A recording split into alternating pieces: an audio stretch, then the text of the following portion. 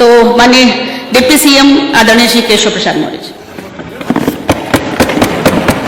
धन्यवाद माननीय अधिष्ठाता महोदय।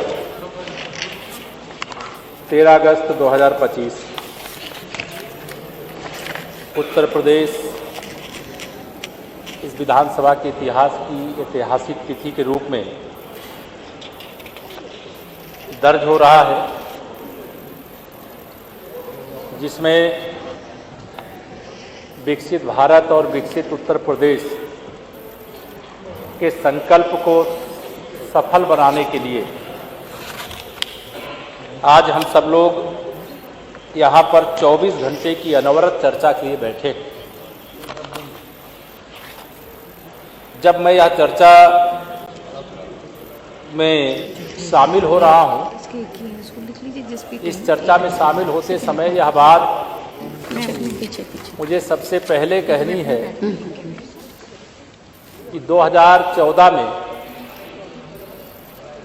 माननीय नरेंद्र मोदी जी के नेतृत्व में देश में भारतीय जनता पार्टी की सरकार बनी और जब 2014 में देश में भारतीय जनता पार्टी की सरकार बनी तो सबका साथ सबका विकास का जो संकल्प था उसको लेकर के आगे बढ़ने की दिशा में सबसे प्रथम कदम जो उठाया गया, जो आज देश ने जो उपलब्धियां अर्जित की है वो दुनिया के सामने मिसाल है। आज़ादी तो हमें 1947 में प्राप्त हो गई थी, लेकिन विजन विहीनता के कारण हम जिस उत्तर प्रदेश के सदन में बैठे हैं, इस सदन में एक लंबे समय तक पहले कांग्रेस की सरकार थी, बीच के कार्यकाल में सपा भी आई, बसपा भी आई, हमको भी अवसर बीच में भी मिला था, लेकिन 2014 में देश में और फिर 2017 में प्रदेश में जब सरकार बनाने का हमें अवसर मिला, तो आज जब मैं यहां खड़ा हूं तो अगर हम देश की दृष्टि से देखें तो दुनिया की सबसे बड़ी आबादी वाला देश कौन है, तो वो भारत है। दुनिया में जिस मैं पार्टी का कार्यकर्ता हूं, इस सदन में भारतीय जनता पार्टी के सरकार के उप मुख्यमंत्री के नाते जब मैं खड़ा हूं तो यह भी मैं कहने में मुझे गर्व है कि आज विश्व की सबसे बड़ी पार्टी भी भारतीय जनता पार्टी है। और भारत के प्रधानमंत्री माननीय नरेंद्र मोदी जी आज विश्व के सबसे प्रभावशाली और लोकप्रिय नेता हैं, विजनरी नेता हैं। और जितनी विराट उनकी सोच है, उसके कारण से ही आज़ादी के अमृत काल में हम लोग आज़ादी जब हमारे देश को प्राप्त हुई 1947 में, हम तो पैदा भी नहीं थे, लेकिन आज़ादी की लड़ाई जो हमारे पुरखों ने लड़ी, पूर्वजों ने लड़ी, अंग्रेजों की पराधीनता से देश को मुक्त कराने के लिए, उनका स्वप्न ये था कि भारत जब आजाद होगा तो आजाद भारत में हमारा देश भी जैसे दुनिया के अन्य देश, भारत के साथ बहुत सारे ऐसे भी देश हैं जो आजादी प्राप्त किए लेकिन आज वो विकसित राष्ट्र के रूप में जाने जाते हैं। मैं दुनिया की चर्चा नहीं कर रहा हूं अभी, चूंकि उत्तर प्रदेश से जुड़ा हुआ है, तो भारत की आजादी भी 1947 में जब प्राप्त हुई तो देश के अधिकांश राज्यों में उस समय कांग्रेस की सरकार हुआ करती थी। आज जब हम 2047 का सूर्योदय विकसित उत्तर प्रदेश में यानी विकसित भारत में देखना चाहते हैं, तो इस विषय पे विचार जरूर हम सब लोगों को करने की आवश्यकता है। दलगत राजनीति से ऊपर उठ करके विचार करने की आवश्यकता है कि वह कौन सा कारण है कि उत्तर प्रदेश जैसा सबसे बड़ी आबादी वाला राज्य, सभी प्राकृतिक संसाधनों से परिपूर्ण राज्य, सबसे अधिक परिश्रम करने वाले लोगों का राज्य, सबसे अधिक नदियों वाला राज्य, और इसके बाद भी हम पीछे रह गए।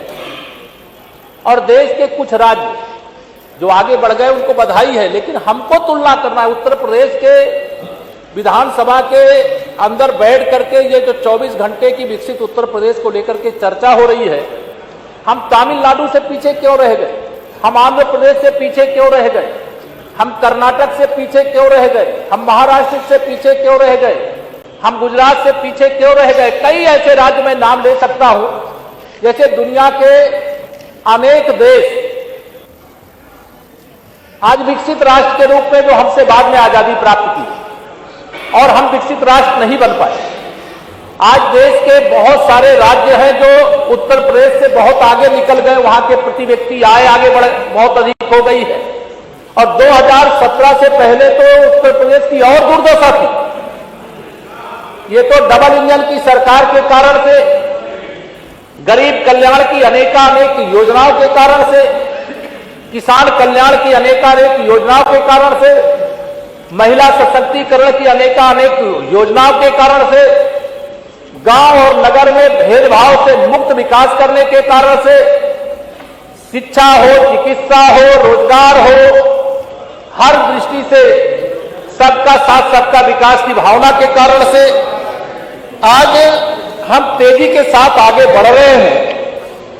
मैं आज जब विकसित उत्तर प्रदेश को लेकर, विकसित भारत के विकसित उत्तर प्रदेश को लेकर के आजादी के जब 78 वर्ष पूरे हो गए अधिष्ठाता महोदय, उस समय हम तब चर्चा कर रहे हैं, तो हम सबको यह ज्ञात है, सभी माननीय सदस्यों को मिला होगा, या विकसित भारत विकसित उत्तर प्रदेश की ये बुकलेट मिली होगी, और इसको देखेंगे तो आपको ध्यान में आएगा कि हम देश की दृष्टिकोण से देखें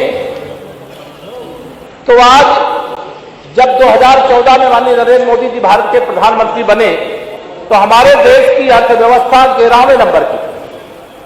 आज जो अंग्रेज हम पर शासन करते थे उनको भी पछाड़ करके भारत की अर्थव्यवस्था 4थे नंबर की है।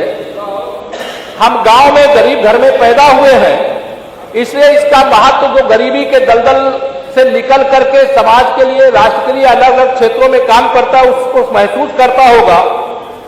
प्रधानमंत्री आवास योजना, लोगों को लगता होगा कि 4 करोड़ घर प्रधानमंत्री जी ने बनाया, मुख्यमंत्री जी ने बनाया, तो यह 4 करोड़ घर के कारण कितने गरीब जो झोपड़ियों में रहते थे, जो कच्चे घर में रहते थे, जो वर्षा हो जाए तो रात के समय पानी टपकने लगता था, तो कैसे परिवार को भीगने से बचाए, इस संकट को झेलते थे। आज 4 करोड़ लोगों को प्रधानमंत्री आवास योजना के अंतर्गत आवास देने का काम, 10 करोड़ लोगों को उज्ज्वला योजना में गैस का कनेक्शन देने का काम, 55 करोड़ लोगों को आयुष्मान भारत योजना से इलाज करने व्यवस्था करने का काम सहित अनेक ऐसे काम हैं जिनका मैं बहुत विस्तृत वर्णन कर सकता हूं, लेकिन मुझे उत्तर प्रदेश की चर्चा करनी है। आज आपके माध्यम से मैं बताना चाहता हूं कि 2017 में जब हम लोग सरकार में आए थे, उस समय उत्तर प्रदेश की अर्थव्यवस्था का आकार 12,89,000 करोड़ का था। आज यह आकार बढ़कर के 28 लाख करोड़ का हो गया है, जो अपने आप में विकास के पथ पर आगे बढ़ते हुए उत्तर प्रदेश की निशानी है। हमारे प्रदेश की जो अर्थव्यवस्था है उसको $1 ट्रिलियन करने का लक्ष्य रखा गया है, वह हम तेजी के साथ प्राप्त करने की ओर आगे बढ़ रहे हैं। माननीय अधिष्ठाता महोदय, आप अवगत हैं कि उत्तर प्रदेश में ग्लोबल इन्वेस्टर समिट का आयोजन हुआ। 40 लाख करोड़ से अधिक के निवेश के प्रस्ताव आए। अब वो जमीन पर उतर रहे हैं। अभी जब हम विकसित उत्तर प्रदेश की चर्चा कर रहे हैं तो यह भी हमें चर्चा डिफेंस कॉरिडोर उत्तर प्रदेश में है, लेकिन उत्तर प्रदेश एक आज ऐसा प्रदेश है कि अभी ऑपरेशन सिंदूर के समय उत्तर प्रदेश की धरती पर बनने वाली ब्रह्मोस मिसाइल जिससे सटीक निशाना लगा करके देश के दुश्मनों का काम तमाम करने का काम किया था और दुनिया की बड़ी बड़ी जो सामरिक महाशक्तियां हैं वो चकाचौंध हो गई। तो यह उत्तर प्रदेश की एक ऐतिहासिक उपलब्धि रही है। हमारा डिफेंस कॉरिडोर, औद्योगिक पार्क, इलेक्ट्रॉनिक मैन्युफैक्चरिंग हब, ये ऐसे काम अलग अलग क्षेत्रों में हुए हैं जिनका वर्णन जितना किया जाएगा वो कम है। मैं आज आपके माध्यम से यहां पर ये चर्चा जरूर करना चाहूंगा कि 2025 में जब हम यहां चर्चा करने जा रहे हैं तो हमारे प्रदेश की मैंने अर्थव्यवस्था का आकार बताया आपको। 2023 और 24 के आंकड़े के अनुसार उत्तर प्रदेश अभी भी हम बहुत आगे जाना। 2016-17 में जो प्रति व्यक्ति आय 52,671 थी, वो 23-24 के आंकड़े के अनुसार 93,514 हुई। अनेक हैं जो हमसे बहुत आगे हैं। मैं उसकी चर्चा करूं इससे पहले मैं आपको ये बताना चाह रहा हूं कि हमारी सरकार का एकमात्र यह लक्ष्य है कि हम विकसित उत्तर प्रदेश बनाने का काम माननीय प्रधानमंत्री जी की मंशा के अनुरूप। हमारे प्रधानमंत्री जी का बहुत बड़ा अनुभव है। 13 वर्ष तक वो गुजरात राज्य के मुख्यमंत्री रहे और जब वो गुजरात के मुख्यमंत्री थे तो वह विश्व में अपने राज्य को नंबर 1 के स्थान पर लाने में सफल हुए थे। आज वो भारत के प्रधानमंत्री हैं। अगर विश्व की तीसरी अर्थव्यवस्था 2027 तक बनाने का उन्होंने लक्ष्य रखा है तो उत्तर प्रदेश उसमें पीछे नहीं रहेगा। या विश्वास दिलाने के लिए आज 13 अगस्त को जब हर घर तिरंगा फहरा रहा है, तिरंगा यात्रा निकल रही है, जब 15 अगस्त यानी स्वतंत्रता दिवस आने में एकदम थोड़ा समय बचा है, ऐसे समय में मुझे यहां बताना है कि हम उत्तर प्रदेश के अंदर जब 2017 में यहां सरकार में आए, हमारे मुख्यमंत्री योगी आदित्यनाथ जी शपथ लिए और सबसे अधिक समय तक, यद्यपि कांग्रेस की सरकार सबसे अधिक समय तक उत्तर प्रदेश में रही, लेकिन सबसे अधिक समय तक जो मुख्यमंत्री के रूप में उत्तर प्रदेश का नेतृत्व कर रहे हैं वो मुख्यमंत्री योगी आदित्यनाथ जी। यह भी हमारे प्रदेश के लिए गर्व की बात है और हम विकास के पथ पर निरंतर आगे बढ़ने का काम कर रहे हैं। और हम लोग बचपन से, माननीय अधिष्ठाता महोदय, बचपन से हम लोग राष्ट्रीय स्वयंसेवक संघ के स्वयंसेवक हैं, तो एक गीत लगातार गाते रहते थे कि लक्ष्य तक पहुंचे बिना पथ में पथिक विश्राम कैसा। लक्ष्य है अति दूर दुर्गम, मार्ग भी हम जानते हैं, किंतु पथ के कंटकों को हम सुमन ही मानते हैं। मतलब है समस्या, विकसित भारत बनाने के लिए, विकसित उत्तर प्रदेश बनाने के लिए इतना सरल मार्ग नहीं है, लेकिन अगर आपने लक्ष्य हमने तय किया है तो उस लक्ष्य को प्राप्त किए बगैर चैन से नहीं बैठेंगे। भारत के माननीय प्रधानमंत्री श्री नरेंद्र मोदी जी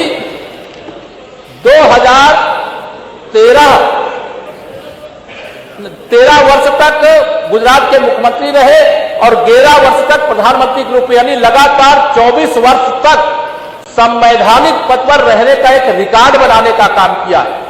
और मैं आज उत्तर प्रदेश विधानसभा की ओर से यह बधाई देना चाहूंगा, पूरे विश्व के अंदर माननीय नरेंद्र मोदी जी ही एक ऐसे नेता हैं जिन्होंने दुनिया के 27 देशों का सर्वोच्च सम्मान प्राप्त किया है। इसकी भी मैं बधाई देना चाहता हूं और यह दुनिया में दूसरा नेता कोई नहीं यह सम्मान प्राप्त कर सका है। आज यह हमारे लिए गर्व की बात है और पूरे दुनिया में भारत का सम्मान बढ़ रहा है, प्रदेश की ख्याति बढ़ रही है, प्रदेश आगे बढ़ रहा है।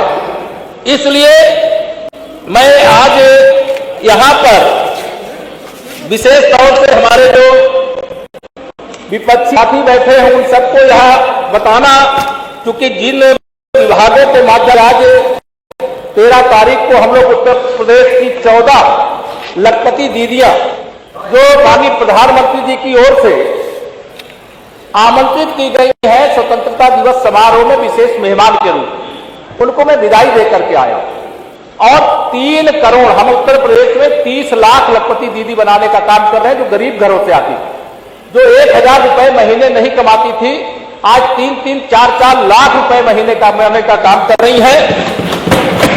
हम उत्तर प्रदेश के अंदर 7,28,000 से अधिक समूहों के माध्यम से लगभग 1 करोड़ दीदियों का सशक्तिकरण कर रहे हैं। अभी हमारे साथी मंत्री यहां पर चर्चा कर रहे हैं। पिछड़े वर्ग, कई बार ये समाजवादी पार्टी के हमारे साथी लोग फर्जी पीडीए की बात किया करते हैं, जिनके ध्यान में कभी सत्ता में थे 2012 से 2017 तक मैं भी सदन में था और विपक्ष में बैठते थे हम लोग।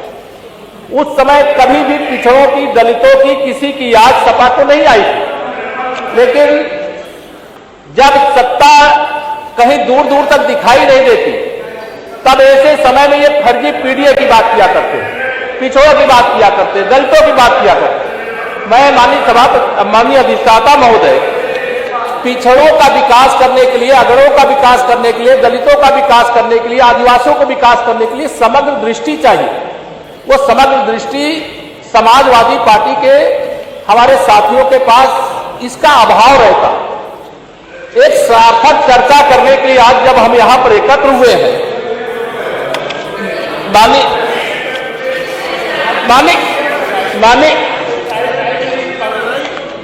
माननीय अधिष्ठाता महोदय,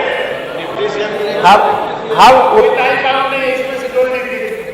उत्तर प्रदेश आज विकास के पथ पर आगे बढ़ रहा है और विकास के पथ पर आगे बढ़ाने की दृष्टि से लगातार जो काम हुआ है, यहां पर बैठे हुए सदन में जितने भी हमारे सदस्य साथी हैं, वो इस बात के साक्षी। मुझे 2012 से 2017 का कार्यकाल भी याद है।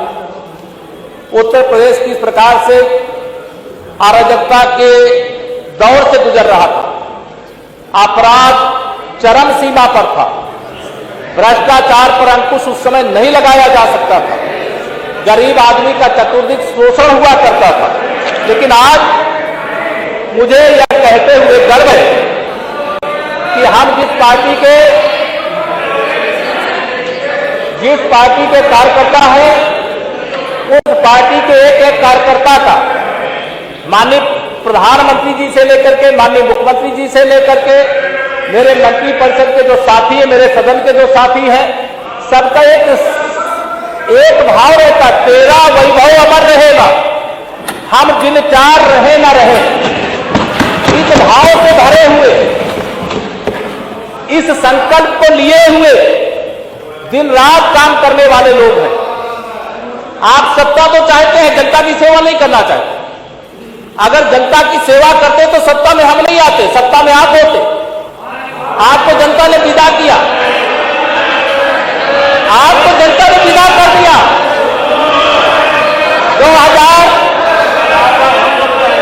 2000 माननीय अधिष्ठाता महोदय, 2012 में उत्तर प्रदेश में समाजवादी पार्टी सरकार में आई थी। 2012 से 17 तक इनको सरकार में रहने का मौका मिला। 2014 में लोकसभा चुनाव हुआ माननीय अधिष्ठाता महोदय, और 2014 के लोकसभा चुनाव में जनता ने संदेश दिया कि आप सही काम नहीं कर रहे हो, सुधर जाओ। 24 में विजय दिया और नहीं सुधरे। उत्तर प्रदेश के 73 लोकसभा सीटों पे भारतीय जनता पार्टी गठबंधन विजय प्राप्त किया। मैं बता रहा हूं, 24 में भी आ रहा हूं। 2014 में ऐतिहासिक विजय प्राप्त किया, कहो सुधर जाओ, नहीं सुधरे। 2017 में विधानसभा का चुनाव आया, उत्तर प्रदेश के इतिहास की सबसे बड़ी विजय 325 सीटों के साथ भारतीय जनता पार्टी के गठबंधन ने प्राप्त किया। आपको लगा कि 14 हार गए, 17 हार गए। आपने 2019 के लोकसभा चुनाव के समय बहुजन समाज पार्टी के साथ गठबंधन किया। 2024 में बहुजन समाज पार्टी के साथ गठबंधन किया, और उस गठबंधन के बाद भी आप माननीय नरेंद्र मोदी जी को, पिछड़े वर्ग से आने वाले गरीब मां बाप के बेटे को देश के प्रधानमंत्री की कुर्सी से हटाने की मंशा लेकर के आए थे। लेकिन 2019 के लोकसभा चुनाव में भी 64 सीटें जीत करके देश के इतिहास में गैर कांग्रेसी भारतीय जनता पार्टी की सबसे बड़ी विजय हुई। याद रखना 2022 का विधानसभा चुनाव था जिसमें आप तक चुन करके आए हो। माननीय अधिष्ठाता महोदय, अरे सुनने का साहस करो। 2022 के विधानसभा चुनाव में जिसमें आप चुन करके आए हो, 2022 के चुनाव में आप अहंकार के आकाश पर थे। 400 सीटें जीत रहे थे, 400 सीटें, लेकिन जनता ने आपको कहां आकर के रोक दिया।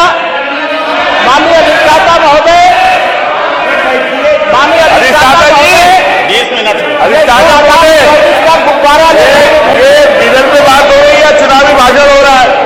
अध्यक्ष जी ने तय किया उदाहरण दे रहा हूं के लिए 15 मिनट, मैं उदाहरण दे रहा हूं।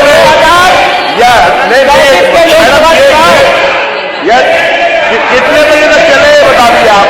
इतना परेशान क्यों हो रहे हो? नहीं, कितने बजे तक चलेगा ये बताइए ना। क्यों हो रहे हो? ये विजन है। 2024 के लोकसभा चुनाव का जो गुब्बारा फूला था ना, ये केवल यूपी में नहीं फूला था, ये महाराष्ट्र में भी फूला था, ये हरियाणा में भी फूला था। खड़े हो। लेकिन वहां विधानसभा चुनाव हुए और विधानसभा चुनाव में उत्तर प्रदेश के लिए याद रखना, महाराष्ट्र के विधानसभा चुनाव में भारतीय जनता पार्टी महाराष्ट्र के इतिहास की सबसे बड़ी विजय प्राप्त की है वह लोकसभा चुनाव के बाद। हरियाणा प्रदेश में ऐतिहासिक विजय प्राप्त की है वो विधानसभा चुनाव के बाद। और अभी बिहार का चुनाव होने जा रहा, आप रिजल्ट देखिएगा, बिहार में भी ऐतिहासिक विजय प्राप्त करेंगे। लेकिन लक्ष्य क्या है? उत्तर प्रदेश का विकास और प्रदेश का विकास।